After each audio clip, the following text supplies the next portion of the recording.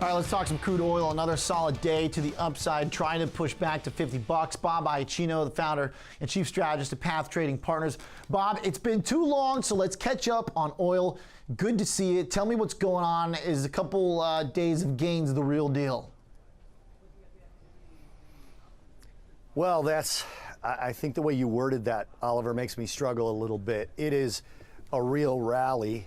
We're about to enter seasonal strength, which tends to happen late January to mid-February. I rely a little bit more on mid-February. You start to get speculation into strength in the summer driving season. Could get a little bit of a hitch in that giddy up because there's talk of a disruption from a polar vortex event causing a little bit of cold air coming down, especially through the Northeast, but a little bit here. That'll spike natural gas on a separate subject, but that'll slow the summer driving season from developing early. But if that doesn't happen, the seasonality will start a little bit earlier. And then you've got, I've been mentioning this for a couple of weeks. I don't think I've seen you in that time period, but Saudi Arabia is looking to make a splash. You saw the comments today in the Wall Street Journal article that said the Saudis are looking for $80. I don't know if they get $80 just on their own. I think there has to be disruption in shale for that to happen. And we're talking about pipelines starting to come online. The Seaway pipeline from the Midwest and the northern states down to the Gulf, adding about 100,000 barrels, should be about 500,000 more barrels of transport capacity online by the third quarter of 2019. But the CapEx is down. That's definitely down. So there's a balance there. So if the Saudis can make that splash, now they've dictated how much they're going to cut, but people forget compliance in the last cut was 116% through the life of the cut.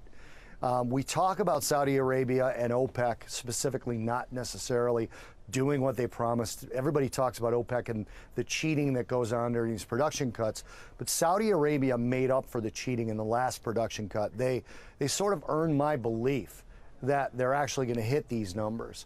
Then you got the jump in refinery utilization. I know I'm touching a lot of points, but it has been a lot of time since you and I have talked about oil. The refinery utilization jump to me was significant, up above 97%. If that's sustained, that's essentially what we call full capacity. You don't often see 99 or 100% in refinery ute. And if it stays up at that level, that means the refineries are anticipating or actually already seeing an increase in demand, which is the one thing that everybody has been questioning. So I'm keeping an eye on that. I chart that every 2 weeks. I kind of wash the data out and replace it with the new data after about 2 weeks, kind of a rolling chart for me, only because it's a representation of short-term demand, not an expansion in long-term demand growth. So I watch that for front month trades only. And right now, Bob, that is telling you what, that there's some signs that maybe that demand is coming back in? Yes, that's exactly what it's telling me, is that the death of demand may not be real.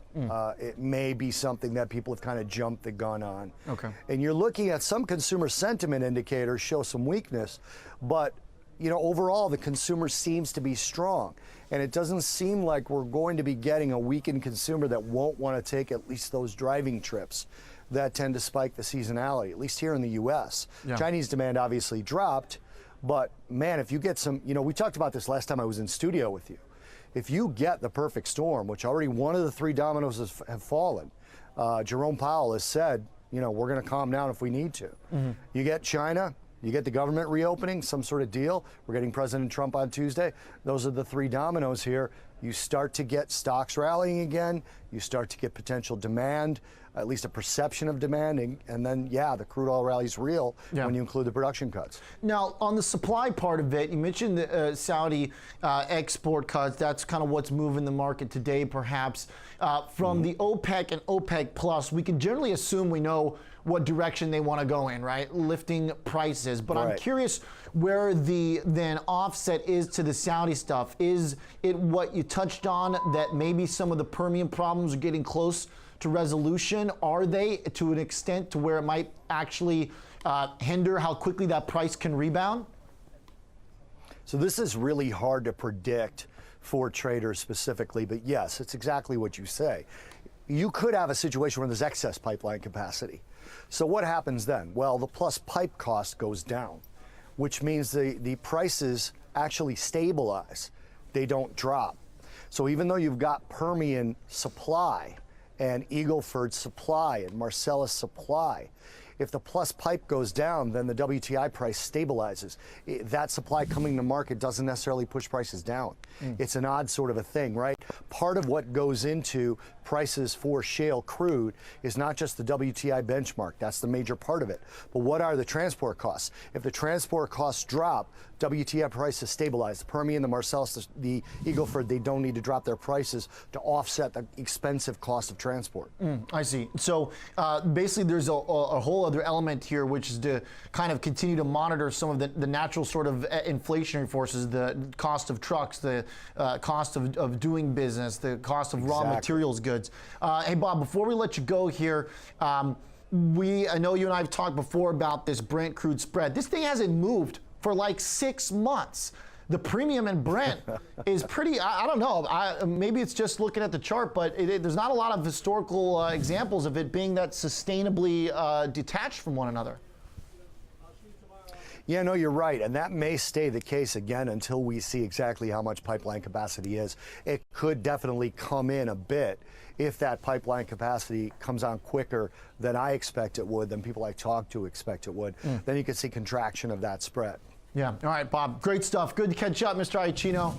Always a pleasure. Good to see you, buddy. Yep. Happy New Year. All right. Bob Iaccino is founder and chief strategist of Path Trading Partners. It's the 7th. You can still throw out a Happy New Year every now and then.